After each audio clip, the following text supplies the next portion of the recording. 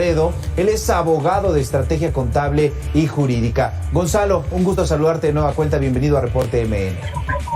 Hola, ¿qué tal, Abel? Mucho gusto. Un saludo a ti y a toda tu audiencia. ¿Cómo te va? Muy bien, Gonzalo. Ya es viernes, afortunadamente. Estamos en septiembre y como cada año se promociona el mes del testamento. ¿Es un procedimiento legal difícil o por qué estamos promocionándolo en este mes? Mira, realmente es un procedimiento muy sencillo donde tú te presentas ante un fedatario público y, bueno, otorgas un testamento público abierto, así es como se le conoce. Se otorga ante un notario y básicamente el fedatario pues recibe tu voluntad de qué es lo que vas a dejar, y es importante porque no dejas problemas para tu familia. La cuestión más importante del testamento es que entendamos que no se va a dejar a la familia con una incertidumbre de qué es lo que le vas a dejar a cada quien, y se va a cumplir la última voluntad. Y sobre todo para los padres jóvenes como yo, es muy importante entender que en ese testamento podemos decir quién nos gustaría que quedara a cargo de nuestros hijos en caso de no vivir, por ejemplo, la madre, ¿no? Ya que de otra manera lo tendría que decidir un juez o un comité de tutela. Claro, no es un proceso sencillo una vez que no se tenga este documento. Es decir, si por alguna razón no se hizo pues este testamento, finalmente los problemas se heredan a los hijos, no llegan a un acuerdo y finalmente tienen que llegar a un juzgado. ¿En qué consiste, Gonzalo, este desarrollo del testamento? Nos mencionabas pues prácticamente llegar con el fedatario, exponer los motivos, pero digamos, ¿en qué tiempo lo podemos hacer? ¿Se programa y se realiza en una sola jornada? ¿O si hay que meditarlo y de alguna manera ya llegar con un borrador que se redacte a partir de la persona jurídica correspondiente y entonces ya leerlo, decir estoy en lo correcto y que quede ya sentado? Ok, mira, Abel, la situación es que tú acudes al notario, el trámite realmente de tirar un protocolo de escritura para un testamento te llevará cuando más una hora y media.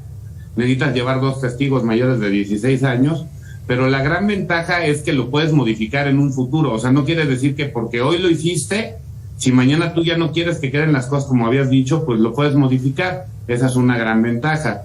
El tema es que realmente es muy sencillo y no estás dejando problemas a futuro.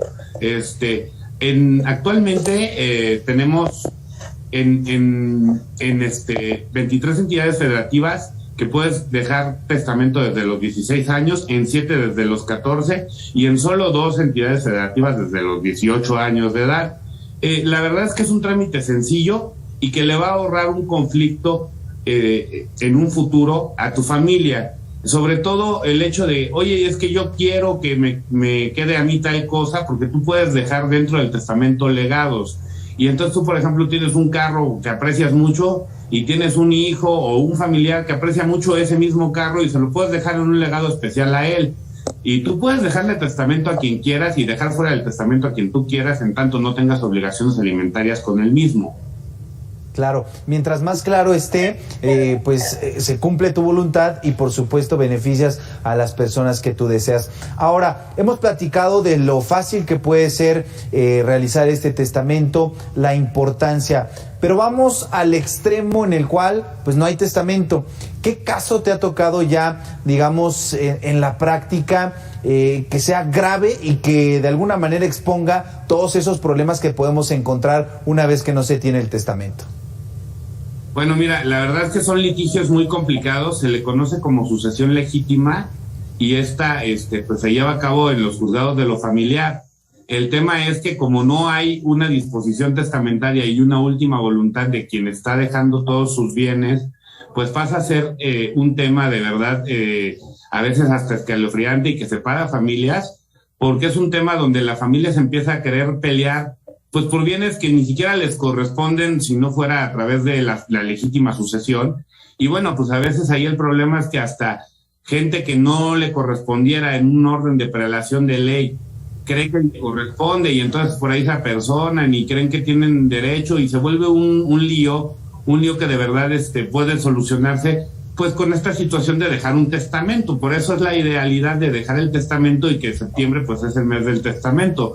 El gobierno de la Ciudad de México tiene actualmente un programa donde todo el año te está respetando los precios de 1,400, ahorita te digo exactamente el costo que te están dando, 1,480 desde los 16 a los 64 años, y para mayores de 65 tiene un precio de 490 pesos, que si bien es cierto, sabemos que pues la gente tiene la necesidad de guardar dinero, pues también lo cierto es que si tú le dejas una sucesión, un testamento a la familia, pues estás dejando menos problemas, y por la módica cantidad de 1,400 pesos, pues te estás ahorrándole problemas a la familia y discusiones innecesarias, sobre todo que ese tipo de sucesiones legítimas que se vuelven de muchos años se terminan resolviendo después de muchos años, cuando ya los nietos son adultos y ellos ya dicen, pues a mí no me interesaba tanto,